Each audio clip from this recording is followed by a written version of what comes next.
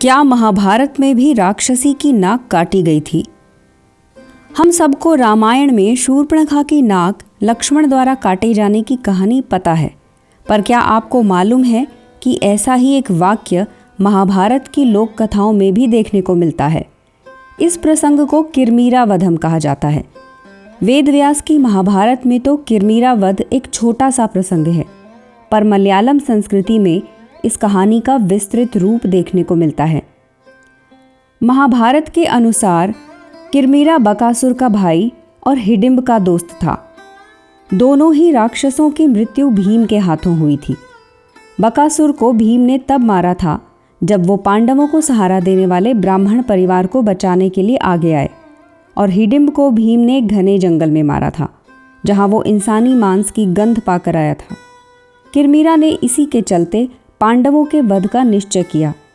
मलयालम लोक कथाओं में प्रचलित ये प्रसंग पांडवों के वन गमन से जुड़ा है, जहां रास्ते में अर्जुन की लड़ाई शार्दुल नाम के एक दैत्य से होती है और अर्जुन शार्दुल का वध कर देता है।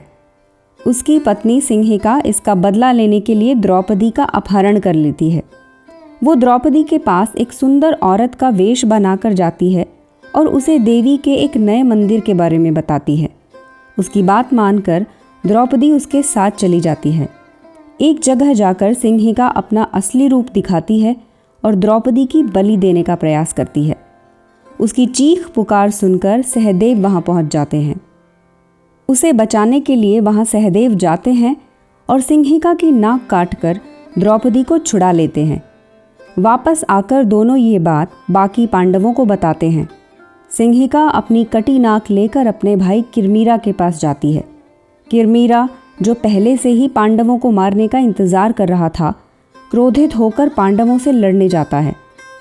आधी रात के समय पांडव और द्रौपदी कामाख्या वन से गुजरते हैं, जहां किरमीरा रहता था और आधी रात को भोजन करने के लिए बाहर निकलता था। पांडवों के साथ उनके पुरोहित धौम्य भी थे, जिनकी बातें सुनकर किरमीरा को पता चला कि उसके सामने भीम खड़ा है। भीम को देखकर वो उसे मारने के लिए गया।